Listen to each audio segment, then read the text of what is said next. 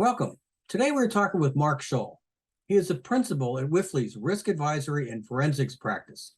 Mark's area of expertise are in technology, IT security, IT risk assessment, and IT training. Mark, welcome and thank you for joining us at today's Banker Digest. Thanks, Larry. I started out as a network engineer over 30 years ago and transitioned to an audit role. So it's been very interesting to experience a transformation of new technologies and how they're supported. That's great. Having that solid technology background is really helpful in looking at this. So let's get started. So Mark, given the nearly pervasive digital transformation taking place in banking, how has the role of the technology professional evolved? Well, Larry, from a historical perspective, how we support our bank technologies is quite different than 5, 10, 15 years ago. Back then, our systems were primarily in-house. We had a network, we had email, file and print sharing.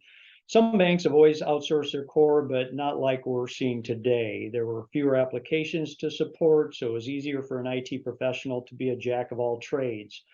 These systems were typically managed either by an in-house bank employee or the local tech guy down the street. The focus was really to make everything work and not so Right. much about security.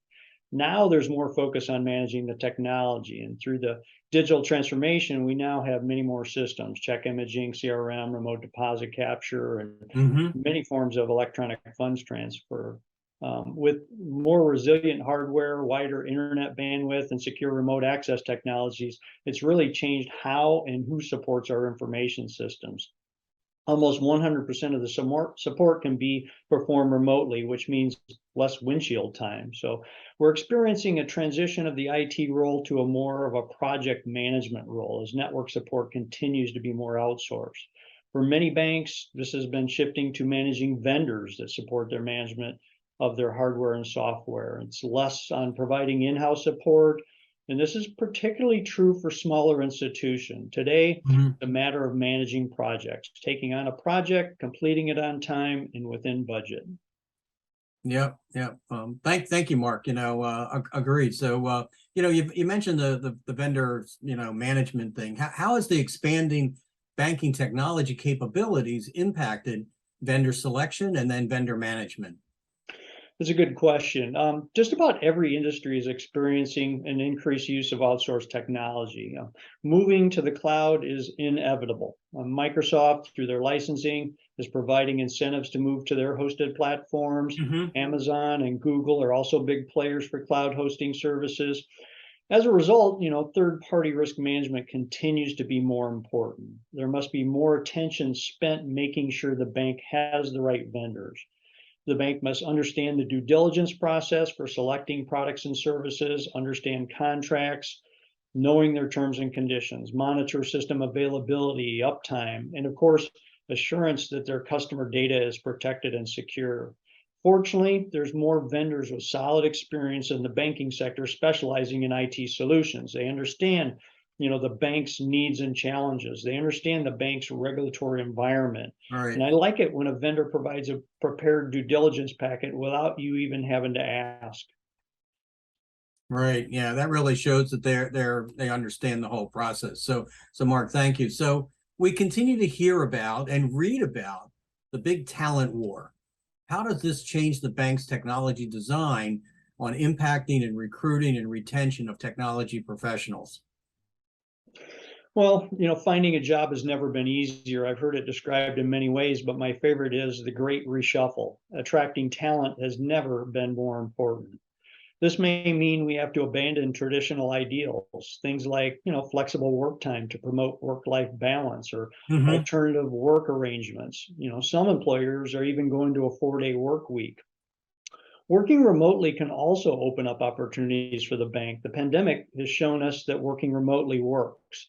It's really changed how businesses operate. And let's face it, office space is expensive. So Right. work from home can reduce office politics, absenteeism, and turnover. And the IT role can be a great fit for work from home or even hybrid solution. Remote job openings have more than doubled since 2020, and work from home can provide flexibility for meeting employee needs. Right. Not to mention the sharp rise in gas prices can be a huge benefit for employees. Also, the bank is no longer limited to local candidates. It opens up the geographical area that can improve your pool of talent. Right.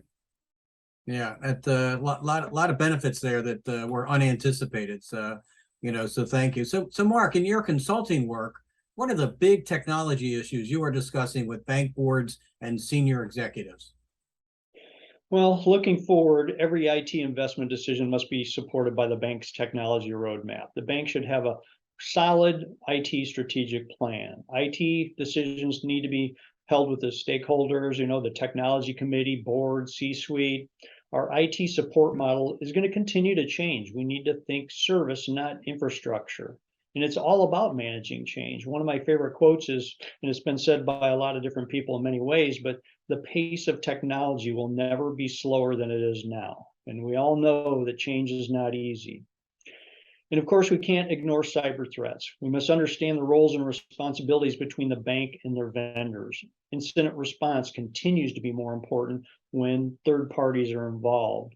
We have ransomware and email scams that are going to continue to be a major threat, and we Right, have to educate our employees on cybersecurity awareness.